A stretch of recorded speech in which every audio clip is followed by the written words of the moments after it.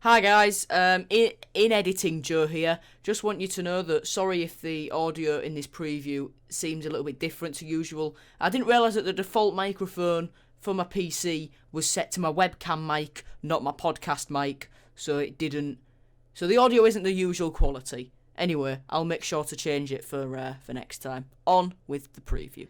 Right then, hello everyone and welcome back to the preview.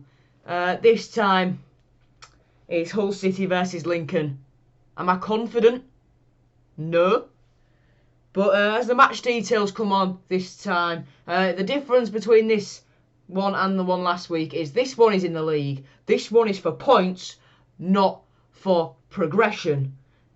And this one is 45 minutes earlier kick-off, and this one us season pass holders don't have to pay £10 for it.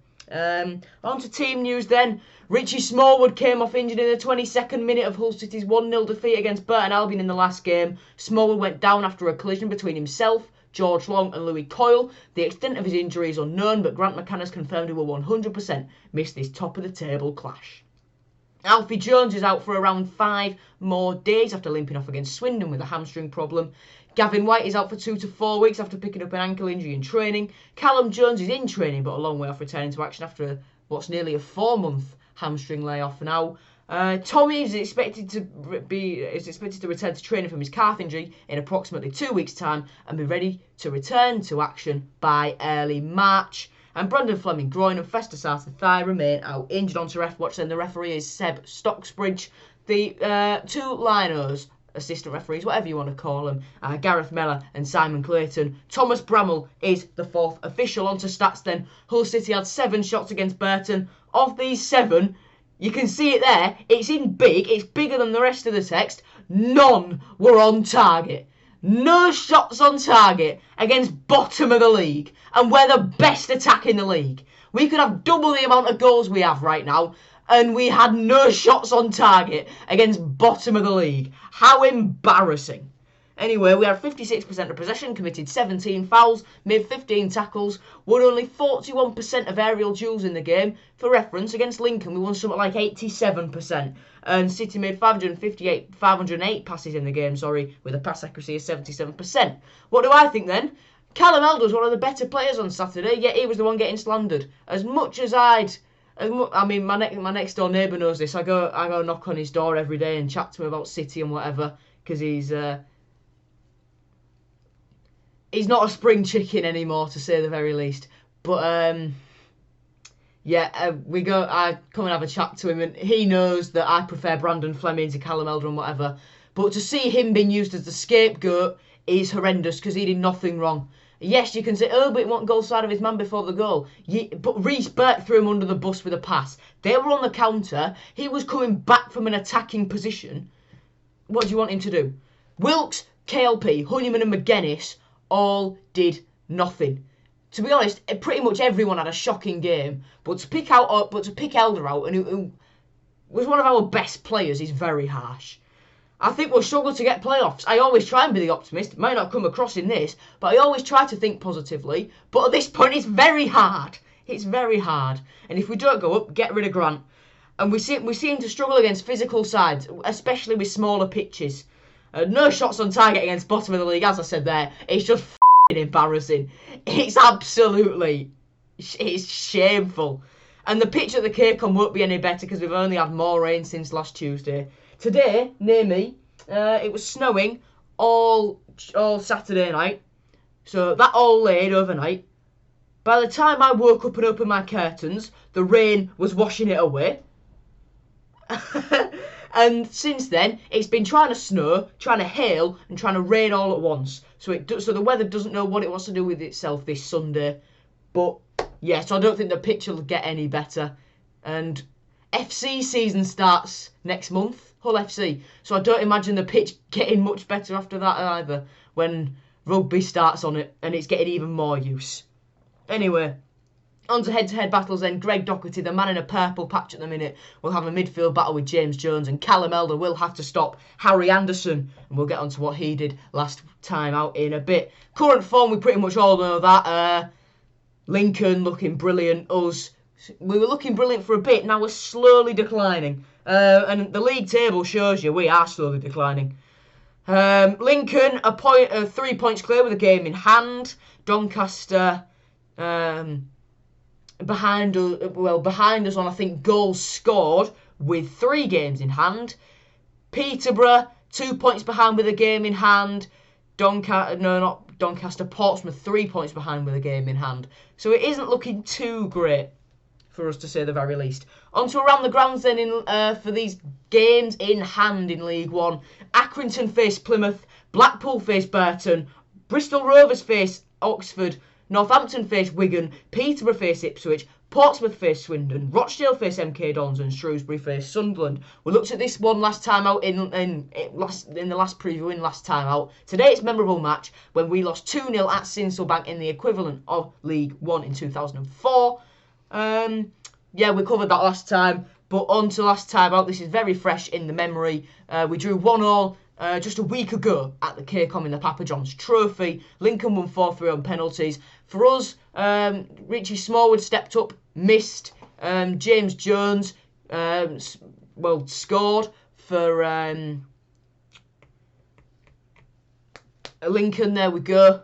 I think that's red on the graphic. Whoops. So James Jones scored for Lincoln. Then James Scott stepped up and missed. And to follow that up, so did Montsma, the number 4 for Lincoln.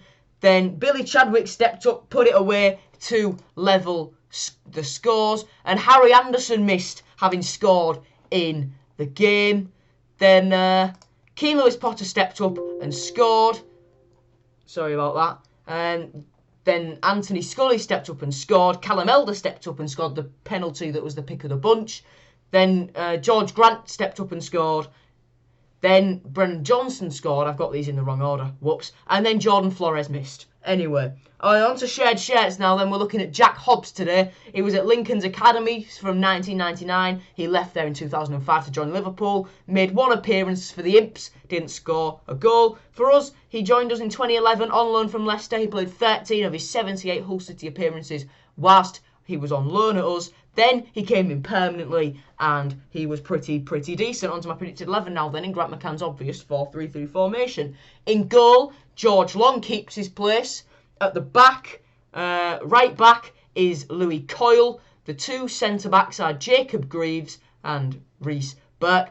At the left back position is Callum Elder.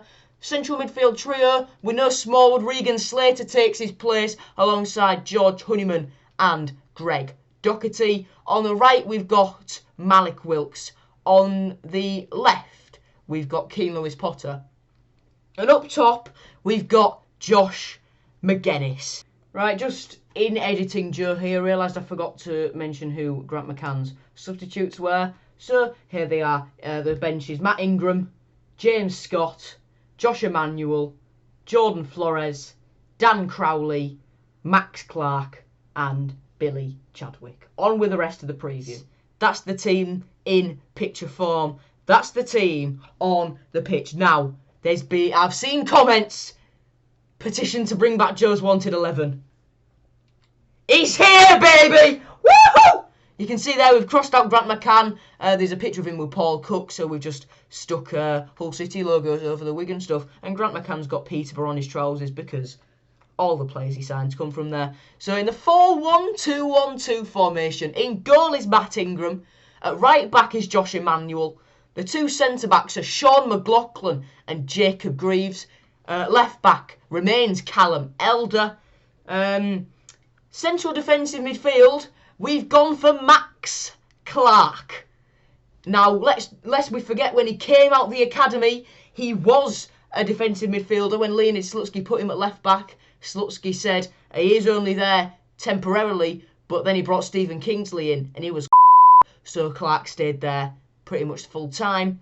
The rest of the central midfield is George Honeyman and Greg Doherty. In central attacking midfield, we have Dan Crowley, with the 2 strikers being Malik Wilkes and Keane Lewis Potter. The bench is George Long, Louis Coyle, Reece Burke, James Scott, Jordan Flores, Regan Slater and Josh McGuinness. That's the team in picture form then, and that is how the team looks on the pitch. My wanted 11 in the 4-1-2-1-2. It is a narrow version of it. Honeyman and Doherty aren't playing wide, don't worry. On to my predicted score now then. I'd be lying to you if I said I was confident. And because of that, I think we're going to lose 2-0. I've seen certain things saying that maybe the reason we were so poor is because 7 of the 11, whatever it was, played on the very worn pitch against Lincoln. It was a very heavy pitch. But they won 3-0 and they played a day before us. So that clearly doesn't work. And on that note, thank you very much for watching, everyone. I'll see you later. Goodbye.